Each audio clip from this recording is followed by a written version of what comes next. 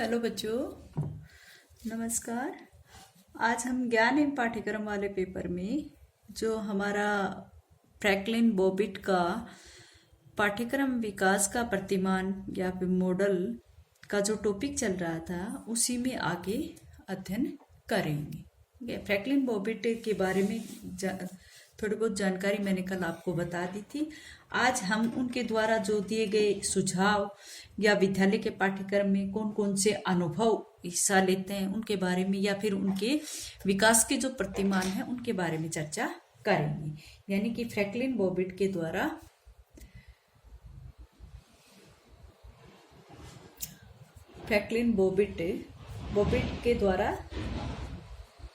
मैं यहाँ पर बॉबिट ही लिख रही हूँ। बॉबिट के द्वारा विद्यालय के पाठ्यक्रम में विद्यालय पाठ्यक्रम में 10 अनुभव बताए हैं।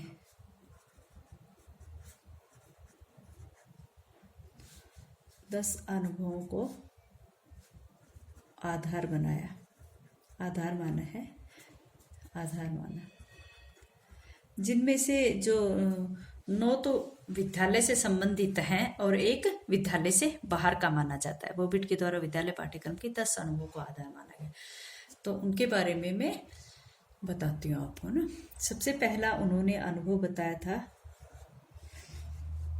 भाषा गतिविधि का, क्योंकि विद्यालय में बच्चे को भाषा गतिविधि का अनुभव होना चाहिए। भाषा गतिविधियों का। दूसरा उन्होंने बताया था, इधर लिखती हूँ, स्वास्थ्य क्रियाएं।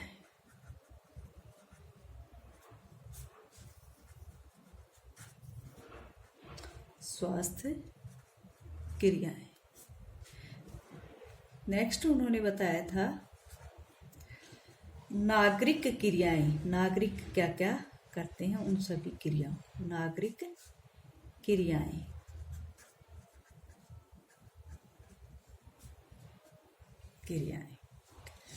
इससे नेक्स्ट उन्होंने बताया था नागरिक क्रियाएं। उन्होंने क्यों बताया था? क्योंकि फ्रैंकलिन बॉबिट ने बताया था कि जो समाज की आवश्यकताओं को पूर्ण करता है तथा नागरिकता के गुणों का विकास करता है, ऐसा पाठ्यक्रम विद्यार्थियों के लिए होना चाहिए। ठीक है, नेक्स्ट था सामान्य सामाजिक क्रियाएं। सामान्य सामाजिक क्रियाएं। ठीक है, सामान्य सामाजिक क्रियाएं। नेक्स्ट उन्होंने बताया अतिरिक्त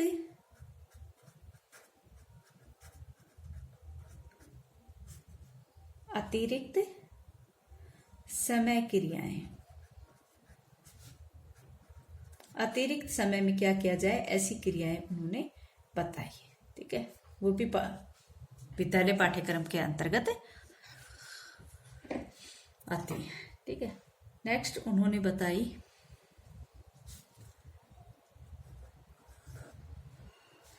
स्वयं को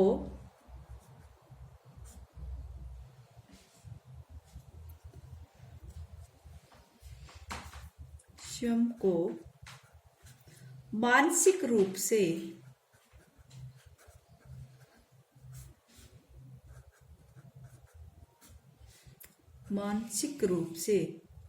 दुरुस्त 10 है ये दुरुस्त रखना, keeping one self mentally fit.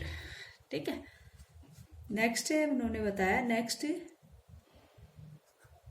बताया धार्मिक क्रियाएं। ये सब विद्यालय पाठ्यक्रम के अंतर्गत बताया है उन्होंने, धार्मिक क्रियाएं। ठीक है, उससे नेक्स्ट उन्होंने बताया 8वें नंबर पर अभिभावक क्रियाएं।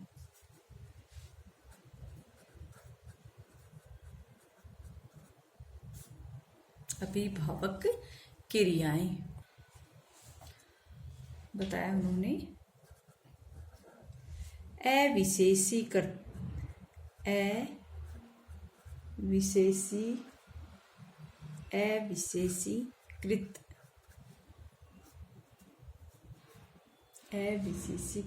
अथवा इनको क्या कहते हैं, गैर व्यावसायिक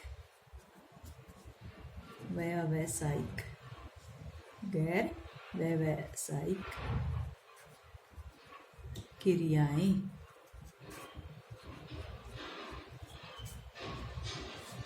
ये 9 तो इन्होंने विद्यालय से संबंधित बताई थी, और लास्ट जो बताई थी वे विद्यालय से संबंधित नहीं बताई। उन्होंने बताई थी कि इंग्लिश में the labour LABOUR labour of one's calling, ये इन्होंने विद्यालय से बताई थी। ठीक है, ये 9 तो विद्यालय से संबंधित है, और लास्ट वाली ये वाली विद्यालय से बाहर बताई थी। ठीक है, ये 10 अनुभव उन्होंने बताए थे विद्यालय पाठ्यक्रम के अंतर्गत। ठीक है, अब आता है फ्रैंकलिन बॉबिट का पाठ्यक्रम विकास का प्रतिमान, फ्रैंकलिन बॉबिट का मॉडल, यानी कि बॉबिट का पाठ्यक्रम विकास का मॉडल, पाठ्यक्रम विकास का मॉडल, ऐसे प्रतिमान भी कह सकते हैं ना, विकास का मॉडल या प्रतिमान। ठीक है, तो सबसे पहले इन्होंने बताया था, फर्स्ट नंबर पे इन्होंने बताया था मानवीय क्रियाओं, मानवीय अनुभव, क्रियाएं तो दूसरे नंबर पे आएंगी शायद। मानवीय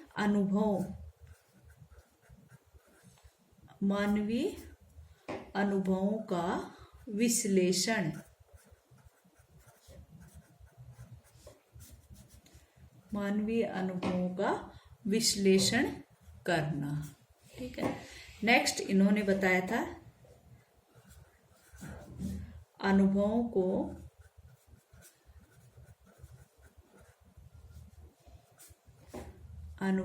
को मुख्य क्रियाओं में विभक्त करना, मुख्य क्रियाओं में विभक्त करना। इससे नेक्स्ट इन्होंने बताया था तीसरे नंबर पे मुख्य क्रिया का विशिष्ट क्रिया रूप में विश्लेषण, मुख्य क्रिया का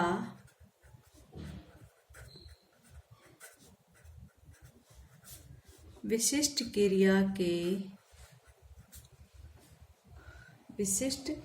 क्रिया के रूप में विश्लेषण करना,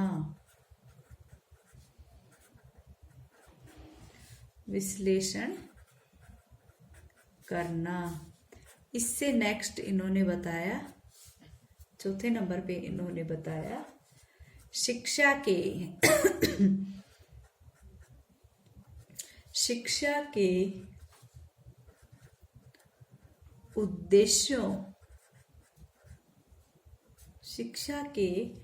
उद्देश्यों का निर्धारण करना,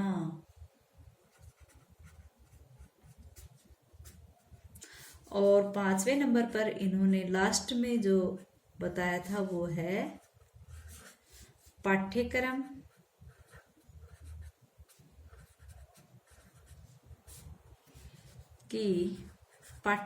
की विस्तृत योजना बनाना,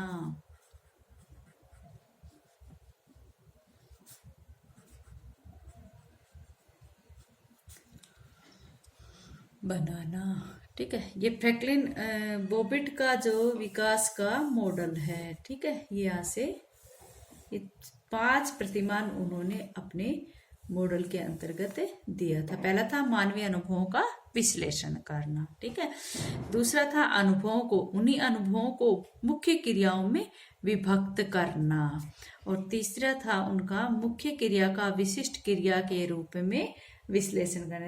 यानी कि उन्होंने क्या कहा यहाँ पर कि जो प्रत्येक मुख्य क्रिया का विशिष्ट क्रिया के रूप में विश्लेषण करना चाहिए। ठीक है, और उससे नेक्स्ट था शिक्षा के उद्देश्यों का निर्धारण करना। इतने करने के बाद शिक्षा के उद्देश्यों का निर्धारण करना, और लास्ट में उन्होंने बताया था कि पाठ्यक्रम की विस्तृत योजना बनाना। ठीक है, अच्छा बच्चों, आज इतना ही।